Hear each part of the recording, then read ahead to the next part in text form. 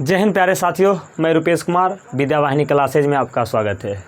आज हम दोस्तों पढ़ेंगे कोई भी समीकरण को विलोपन विधि से कैसे हल करेंगे और साथ ही साथ प्रतिस्थापन विधि को भी। कोई भी समीकरण दे दे, अगर उसमें आपसे बोल दे कि इस समीकरण को आप विलोपन विधि से हल कीजिए तो ये क्लास आपके लिए है। अगर ये भी बोल दे प्रतिस्थापन विधि तो ये क्लास भी इसके लिए, ठीक ना। चलिए स्टार्ट करते हैं। तो पहला यहाँ पर दो क्वेश्चन यहाँ पर पूछा जा रहा है, एक तो विलोपन विधि है और एक हमारा क्या है, प्रतिस्थापन विधि है। ये दोनों विधि है बहुत ही VVI है, ये दोनों विधि है बहुत बार पूछा गया है एग्जाम में, ठीक ना। इसलिए हम इस दोनों विधि को एक साथ लिए हैं। कोई भी विधि से बनाइए x और y का मान क्या होगा, समान ही आएगा। चाहे आप बना लीजिए किस विधि से, ग्राफी विधि से, वज्र गुणन विधि से, विलोपन विधि से, प्रतिस्थापन विधि से, कोई भी विधि से बनाइएगा तो क्या आएगा आंसर, सेम टू सेम आएगा। इसीलिए यही क्वेश्चन को मैंने क्या किया, पहले ग्राफ विधि से बताया, फिर मैंने क्या किया, वज्र गुणन विधि से बताया, और आज मैं बताऊंगा आपको विलोपन विधि तथा प्रतिस्थापन विधि से, ठीक ना। चलिए स्टार्ट करते हैं। तो पहले हम किस पर चलेंगे, तो पहले हम चलेंगे विलोपन विधि से, ठीक ना। पहले जो भी समीकरण दिया है यहाँ पर देख लीजिए क्या है समीकरण, x + 3y = 6, 2x - 3y = 12। अगर समीकरण इस रूप में दिया है तब तो सही है। अगर विलोपन विधि या प्रतिस्थापन विधि पूछ रहा है तो समीकरण इस रूप में दिया है तब तो बहुत अच्छा है। अगर मान लीजिए यही समीकरण इस रूप में दिया रहता, ठीक ना, तो आपको क्या करना पड़ता, ऐसे दे देता और ऐसे दे देता, ठीक ना। तो आपको क्या करना पड़ता, कुछ नहीं करना पड़ता, इस -6 को इस 0 के यहाँ ले जाना है, मतलब इस तरह, ठीक ना। ये माइनस में उधर जाएगा प्लस में, इस तरह क्या करना है, कर देना है, ठीक ना। इसमें भी 2x - 3y बराबर, ये माइनस में उधर जाएगा तो प्लस में, ठीक ना। इस फॉर्म में लाना होता है विलोपन विधि या फिर प्रतिस्थापन विधि बनाने में, ठीक ना। ये मतलब कि इस विधि जो रहता है, मतलब कि ये जो फॉर्म दिया है ये सिर्फ किस में रहता है वैलिड, तो वज्र में रहता है, वज्र गुणन विधि में, ठीक ना। बाकी ये जो है यही रहता है किसकी में, ग्राफी विधि में, विलोपन विधि में, और किस में, प्रतिस्थापन विधि में। तो ये पहले क्वेश्चन समझ गए, क्वेश्चन कैसे दिया रहेगा। चलिए तो पहले हम किस में चलते हैं, पहले हम चलेंगे विलोपन विधि में, ठीक ना। यहाँ से हम लिखते हैं हल, यहाँ पर क्या लिखते हैं, हल।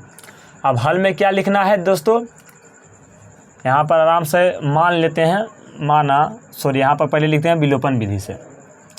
यहाँ पर 1 नंबर लिख दीजिए विलोपन विधि से। कौन सा विधि से, विलोपन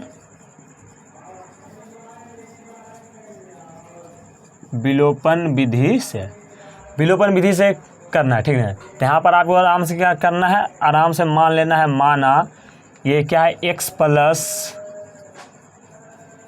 3y बराबर 6 जो है, इसको समीकरण 1 तथा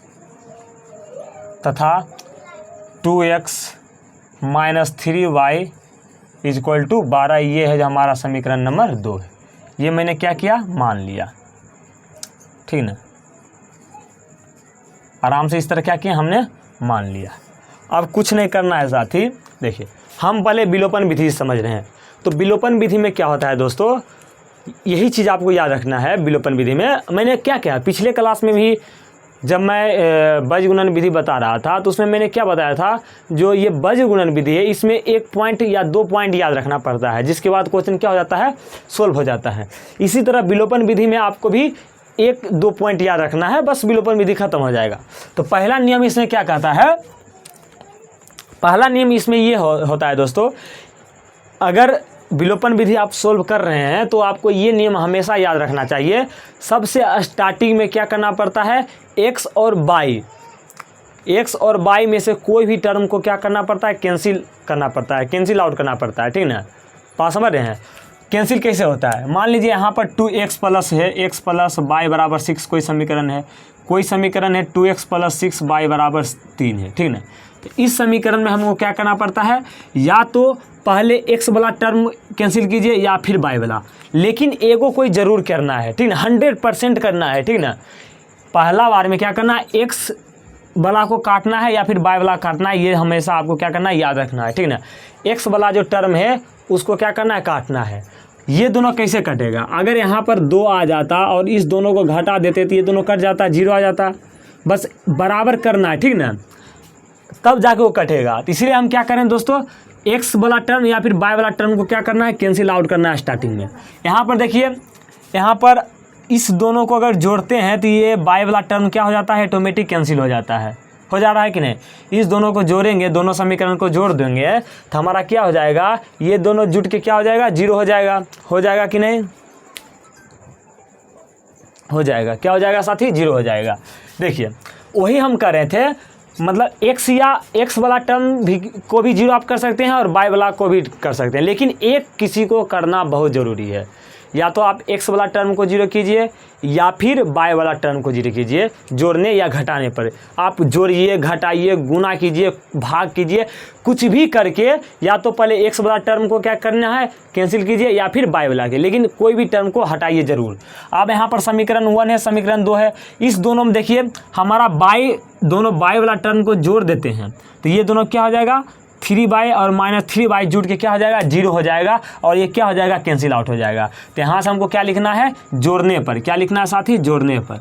समीकरण 1 और समीकरण को क्या लिखना है, जोड़ने पर। ठीक ना, आराम से क्या करना है, लिख देना है जोड़ने पर। जब जोड़ेंगे तो हमारा क्या हो जाएगा, ये दोनों कैंसिल आउट हो जाएगा, और यहाँ पर 2 और x 2x और 1x कितना x हो जाएगा, 3x इक्वल टू 12 और 6 कितना हो जाएगा, 18। ये गुना में है, इधर जाएगा तो क्या हो जाएगा, भाग में। ठीक ना, 3 भाग में हो जाएगा, 3 छके 18। यहाँ से मेरा कितना आ गया, x का वैल्यू जो आ गया, कितना आ गया, 6 आ गया। बात समझ गए। अगर यहाँ पर किसी का मन बाई को नहीं काटना होता, ठीक ना, अगर किसी का मन, कोई पापी आदमी हो जिसके मन में ये नहीं उठा हो सवाल कि मैं बाई को नहीं काट के मैं एक्स का काटूं, तो एक्स को काटने के लिए क्या करना पड़ता है हमको साथी। यहाँ पर देखिए ऊपर में एक्स है और नीचे 2x है ना, यहाँ पर एक्स है और नीचे 2x है, तो इस पूरे समीकरण में क्या करना पड़ता, 2 से गुना करना पड़ता। जब 2 से गुना करना पड़ता तो यहाँ पर 2 आ जाता। जब 2 आ जाता है, इस दोनों क्या करते हैं, घटा देते हैं, आपस में क्या करते हैं, घटा देते हैं, तब ये दोनों कैंसिल आउट हो क्या हो जाता है, जीरो। तो इस तरह भी आप कर सकते हैं, लेकिन ऐसा खुरापाती नहीं कीजिएगा। जब कैंसिल आउट 2 ऑटोमेटिक पहले ही से हो रहा है तो काहे हम उतना दिमाग लगाएंगे, ठीक ना। बाई वाला मेरा कैंसिल आउट हो ही गया तो एक्स का मान ऑटोमेटिक निकल जाएगा, और एक्स कैंसिल सब हो जाएगा तो बाई क्या हो जाएगा, ऑटोमेटिक मेरा निकल जाएगा। ठीक ना, चलिए अब हम क्या करते हैं, अब मेरा क्या हुआ, यहाँ x का मान निकाल लिए। ठीक ना, अब हम कोई भी समीकरण 1 या 2 में x का मान रख देंगे, हमारा क्या होगा, y का मान निकल जाएगा। चलिए हम समीकरण 1 में क्या करते हैं, समीकरण 1 में x का मान रख देते हैं। समीकरण 1 में x का मान रखने पर समीकरण 1 मेरा क्या है, x + 3y = 6 है। x के जगह पर हमको कितना रखना है, 6, तो यहाँ पर 6 आ जाएगा, प्लस 3y = 6 हो जाएगा। हो जाएगा कि नहीं, यहाँ से मेरा हो जाएगा 3y = 6 है। ये इधर प्लस में है, इधर जाएगा तो माइनस में। यहाँ से मेरा क्या आ जाएगा, 3y = 6 में से 6 गया 0, और y बराबर क्या हो जाएगा, 0/3 = 0। यहाँ से मेरा क्या आ जाएगा, y का मान क्या आ जाएगा, 0 आ जाएगा। y का मान कितना आ जाएगा साथी, 0 आ जाएगा। आप सभी साथी को दिख रहा है, y का मान कितना आ गया साथी, 0 आ गया। ठीक ना, तो यहाँ से हमारा क्या आ गया साथी, y का मान हमारा आ गया 0। तो ये हमारा हो गया कौन सा विधि, विलोपन विधि। और दूसरा विधि पर हम चलते हैं। दूसरा विधि मेरा क्या है, दूसरा विधि मेरा है प्रतिस्थापन विधि है।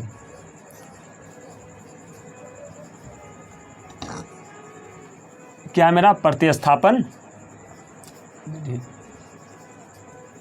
दूसरा मेरा क्या, प्रतिस्थापन विधि। आराम से उसी तरह से क्या करना है, माना क्या, ठीक है, यहाँ पर मान लीजिए माना, तो यहाँ पर जो है x + 3y = 6 है, इसको समीकरण 1, तथा जो हमारा है 2x - 3y, ये हमारा क्या हो जाएगा, 12, जो है ये समीकरण 2 हो जाएगा। अब प्रतिस्थापन विधि में क्या होता है दोस्तों, कोई भी समीकरण को आप क्या कीजिए, सोल्व कीजिए, और वहाँ से आप x या y का मान निकाल दीजिए, और जो x और y का मान आएगा वो दूसरे समीकरण में क्या करना है, रख देना है। अगर इस समीकरण को हम हल करते हैं, यहाँ से अगर हम x का मान निकालते हैं तो उस x का मान समीकरण 2 में रख देंगे। अगर यहाँ से हम y का मान निकालते हैं तो उस y का मान समीकरण 2 में रख देते हैं। अगर ऐसा भी दिमाग में नहीं आ रहा हो तो ऐसे दिमाग लगाइए, समीकरण 2 से क्या कीजिए, x का मान निकाल लीजिए। समीकरण 2 से क्या कीजिए, x का मान निकाल दीजिए, और समीकरण 1 में क्या करिए, x का मान रख दीजिए, तो यहाँ से क्या आ जाएगा, बाई का मान आ जाएगा। अगर ऐसे भी नहीं आ रहा है तो ऐसे सोचिए, समीकरण 2 से बाई का मान निकाल दीजिए और उसी बाई का मान समीकरण 1 में रख के वहाँ से x का मान निकाल दीजिए। बात समझ रहे ना। तो हम चलते हैं समीकरण 1 से, ठीक है ना। किससे चलते हैं, समीकरण 1 से। समीकरण 1 से, समीकरण 1 से क्या चल रहे हैं, यहाँ पर मेरा क्या समीकरण 1, समीकरण 1 है x + 3y = 6। यहाँ से हम क्या करते हैं, x का मान निकाल लेते हैं। x का मान निकालेंगे तो ये हमारा x है ना, ये हमारा 6 है, ये बराबर की इधर जाएगा, 3/3 क्या हो जाएगा, इधर माइनस में हो जाएगा, क्योंकि ये प्लस में इधर जाएगा तो माइनस है। ये हमारा हो जाएगा समीकरण नंबर 3। 1 2 ये हमारा क्या हो गया 3। यहाँ पर मैंने क्या किया, x का मान निकाल लिया। तो आप ये भी तो कह सकते हैं सर आप यहाँ से x का मान निकालें, मेरा मन है बाई का मान निकालने का। किसका, बाई का मान। तो यहाँ से 3 बाई रखिए और इधर 6 है तो 6 लिख लिए, और ये प्लस में x है तो उधर जाएगा तो माइनस में। यहाँ से बाई का जो मान आ जाएगा वो क्या आ जाएगा, 6 - 6 अपॉन ये गुना में तो आ जाएगा भागा में। थोड़ा सा डिफिकल्ट नहीं लग रहा है, ये कितना सीधा साधा है, ये कितना टेढ़ा है। इसीलिए मैंने क्या किया साथी, इस फॉर्म में निकाल लिया। x का मान यहाँ से निकालेंगे तो थोड़ा क्वेश्चन क्या हो जाएगा, आसान हो जाएगा। अब यही x का मान जो आया इस समीकरण 2 में रख देते हैं, क्योंकि मैंने समीकरण 1 को लेके चला। अब समीकरण 1 से मैंने क्या किया, x का मान निकाल लिया और यही x का मान हम क्या करेंगे, समीकरण 2 में रख देंगे। तो आपने रखना है समीकरण 2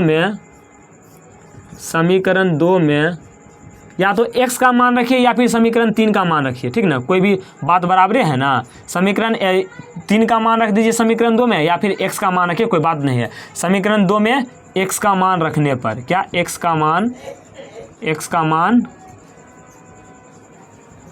मान क्या करेंगे, रख देते हैं। समीकरण 2 मेरा क्या है, ये है क्या है, 2x - 3y = 12 है, यही है। यहाँ पर 2 है, 2 x के जगह पर कितना रखना है, तो 6 - 3y, और यहाँ पर -3y है तो -3 बराबर -3y = 12। अब अंदर गुना कीजिए, 2 छके 12 माइनस 2 तिया 6 और y है तो 12, और यहाँ पर -3y है तो -3y = 12 है तो 12। यहाँ से देखिए यहाँ क्या हो जाएगा, अब जो भी बाई वाला टर्म है उसको एक साथ रखिए और जो भी संख्या वाला पद है उसको एक साथ रखिए। यहाँ से बाई बराबर दोनों जुड़ जाएगा, -6y और -3y कितना हो जाएगा, -9y, और यहाँ पर बराबर 12 है तो बराबर 12, ये प्लस में है उधर जाएगा तब माइनस में। यहाँ से -9y बराबर क्या आ जाएगा, 12 में से 12 गया 0, और 0 में कोई भी चीज़ को भागा देंगे, यहाँ पर क्या हो जाएगा 0 बटे, ये गुना में ही इधर आ जाएगा भागा में, और बाई का मान कितना आ जाएगा, 0 आ जाएगा। यहाँ से हमारा क्या आ गया साथी, जो बाई का मान आ गया 0 आ गया। कितना आ गया, बाई का मान हमारा कितना आ गया साथी, 0 आ गया। दिख रहा है आप सभी साथी को कि नहीं दिख रहा है, दिख रहा होगा। तो यहाँ से मेरा क्या आ गया, बाई का मान 0 आ गया। जब बाई का मान 0 आ गया तो बाई का मान 0 यहाँ पर भी आया था मेरा, ठीक ना, बाई का मान क्या आया था, यहाँ भी 0 आया था, मतलब मेरा समीकरण क्या सही है। अब इस बाई बराबर 0 आया, ठीक ना। अब इस बाई का मान हम क्या करते हैं, समीकरण 3 में रख देते हैं, क्योंकि हमको x का भी मान निकालना है। तो हम यहाँ चलेंगे समीकरण 3 से, ठीक ना, समीकरण 3 से। समीकरण 3 मेरा क्या है, x बराबर 6 - 3y, यही है। तो x बराबर मेरा क्या है, 6 है 6 -3 है 3, और बाई का मान मेरा कितना आया 0। तो x बराबर मेरा क्या आ जाएगा, 6 - 3 × 0 0, और x बराबर क्या आ गया 6। इसलिए यहाँ से मेरा आ गया x बराबर 6, क्या आया, x बराबर 6 और y बराबर 0, x बराबर 6 और y बराबर 0। यही तो मान आ रहा था मेरा ग्राफीय विधि में, प्रतिस्थापन विधि में, सब में आया नहीं, विलोपन विधि में भी आ गया, और बीजगुणन विधि में भी x बराबर 6 और y बराबर 0 आया। तो ये दोनों विधि क्या हुआ साथी, आज मेरा क्या होगा, कंप्लीट हो गया। चलिए इसका स्क्रीनशॉट लीजिए, ले लिया स्क्रीनशॉट। तो साथी आज का लेक्चर आपको कैसा लगा, आशा करते हैं कि बहुत ही ज़बरदस्त लगा होगा। अगर क्वेश्चन समझ में नहीं आया होगा, कॉन्सेप्ट समझ में नहीं आया होगा तो आप कमेंट कर दीजिएगा, मैं फिर से बता दूंगा। चलिए दोस्त, मिलते हैं अगली क्लास में नेक्स्ट टॉपिक के साथ। तब तक के लिए थैंक यू, धन्यवाद, सी यू, बाय बाय, टाटा।